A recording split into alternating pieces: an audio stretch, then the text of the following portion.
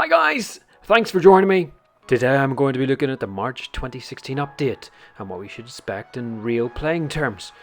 I think it should probably land around the 23rd or 24th of March, knowing Supercell.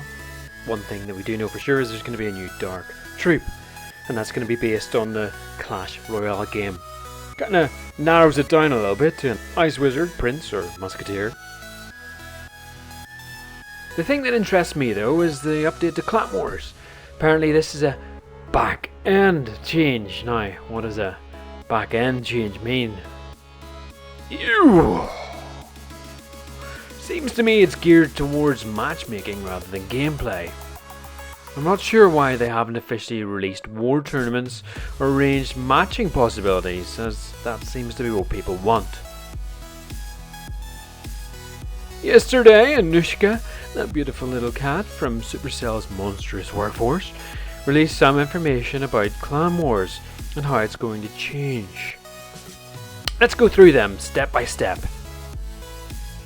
First of all, war sizes of 35 versus 35, 45 versus 45 are being removed.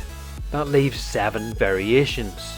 10 versus 10, 20 versus 20, 30 versus 30, 40 versus 40, 50 versus 50, also 15 versus 15 and 25 versus 25.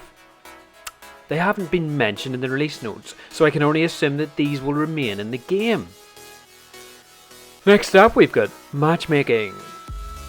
Supercell's words are, matchmaking will place a much greater emphasis on defensive progress and less emphasis on offense.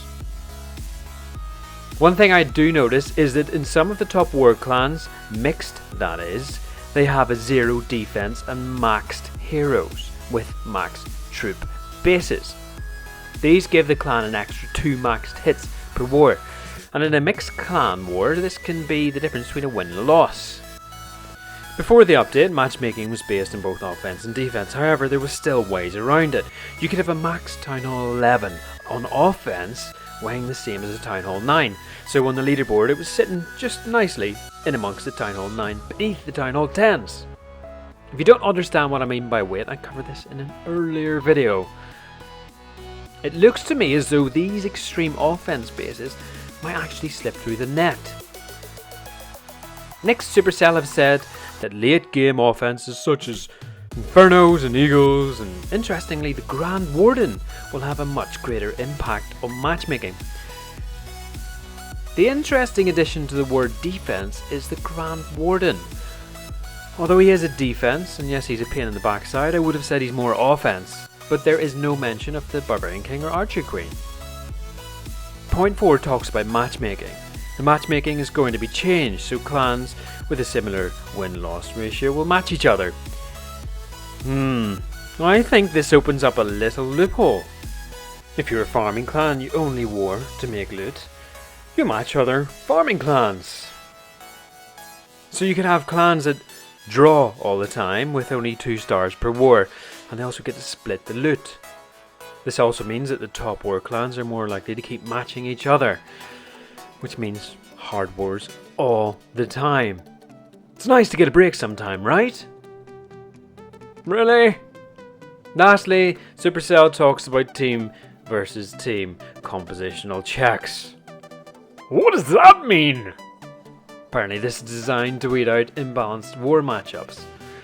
What does it mean in real terms? Well, I have no idea. I'm a tree, and this point confused me. As with anything Clash, it's a case of waiting to see. I actually think this update will introduce a couple of little loopholes to farming clans that could be as valuable as Town Hall sniping. I would have much preferred something more exciting, but hey, there's still some time left, right? Anyway, I believe the new trip is going to be something that targets Infernos. I wouldn't be surprised to see some sort of cloaking spell introduced into the Dark Spell collection. But why would you listen to me? A, I'm a little bit crazy, and B, I'm a tree. Anyway, thanks for joining me. Take care. I am